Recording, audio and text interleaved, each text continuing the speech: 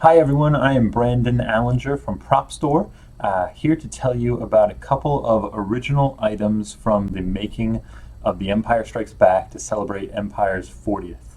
If you're not familiar with Prop Store, we are a company that auctions film props and collectibles and related production materials as collectible memorabilia.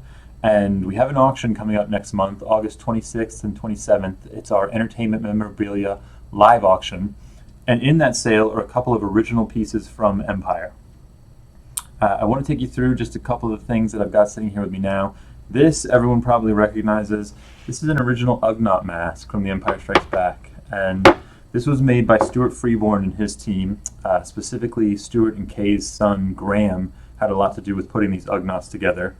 And the really interesting thing about the Ugnots, I don't know if everyone realizes, but in the film they are all individual characters, so each Ugnot has a different look to it, and they're entirely custom made. They're custom sculpted. They did a sculpt in clay, and then they made plaster molds from it, and they cast the masks in foam latex. And this one was retained by Stuart Freeborn after the film was made.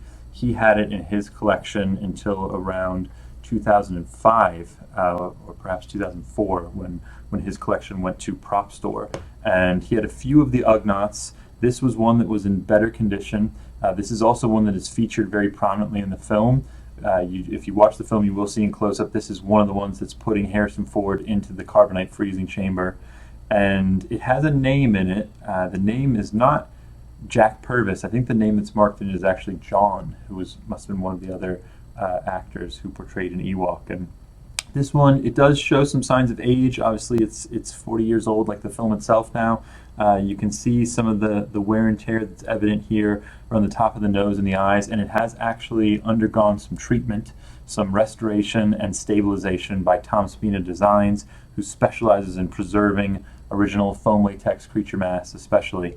And they have mounted it to a head so that it is preserved and stable for the future. But it is predominantly original. You know, the hair work is original. These are hairs that have been glued onto the surface. Much of the coloring that you're seeing is original, and it's just a great piece from The Empire Strikes Back. One thing that's not original is the costume, the wardrobe that you're seeing here in front of it. That was added by a collector just to complete the piece for display. So that is a creature shop piece made by Stuart Freeborn and his crew in the UK. I'll show you something else relating to creatures. This is the original armature for the Tauntaun Rider puppet that was created at Industrial Light and Magic. So this armature was custom made by the team at ILM, probably by Tom Sanamond, who's the well-known ILM armature designer. And this represented both Luke and Han in the film. And this is from the collection of Phil Tippett. And if we had any questions as to what it is, Phil has labeled it on the bottom, if you can see that. It says specifically Luke and Han Tauntaun Rider armature from Empire. And this is a memento that Phil preserved after the film was done. It does still function. You know, it is an actual functional ball and socket armature. So I don't know if you can see that, but I'm not an animator, but I will just manipulate the arm a little bit just to show you how it works. It's all ball and socket joints, you know, just like a real skeleton would be. So there are joints at the shoulders, at the elbows, at the wrists, at the knees, at the ankles. It's everything that you would need to bring this character to life as it sat on the Tauntaun puppet. Obviously, the Tauntaun puppet itself had a separate armature, its own armature that was locked inside of it. Phil most likely kept this because he considered that he could use it again, you know, on other projects. Armatures are very complex and challenging and expensive to make. So in the stop motion craft, it's commonplace that you would retain an armature for possible use on another project, especially something like this that's just a human figure. But this has obviously got a lot of history on it. You can see some of the history in it. You know, you can see evidence of some of the foam latex skins that have covered this in the past. And I know that the Tauntaun Rider, specifically for Empire, it was the same puppet that was just dressed out with two different costumes, one when it was representing Luke and one when it was representing Han. So this piece is going to be sold in our auction next month, August 26th and 27th. And then I'm going to show you one more item that's also coming up for auction. This is a piece of artwork, and this is what we would call a matte study painting.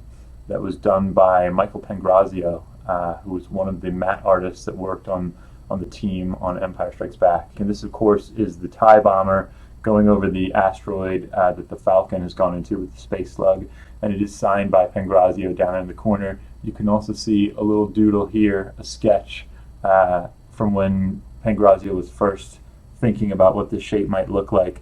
And I think this wound up being in the film a painting that was not on glass but on board, and I think it was actually cut out to match the top of the rock line, the mountain line there, and then filmed as a separate element that was composited with the Starfield background to create the shot. So I've seen a couple of color painted Empire Strikes Back matte studies in the past, but this is a really nice one. This has never been seen before, never been published before. This literally came out of a box from an ILM model maker's garage a couple of months ago, and it's being seen for the first time in the Prop Store Entertainment Memorabilia Live Auction.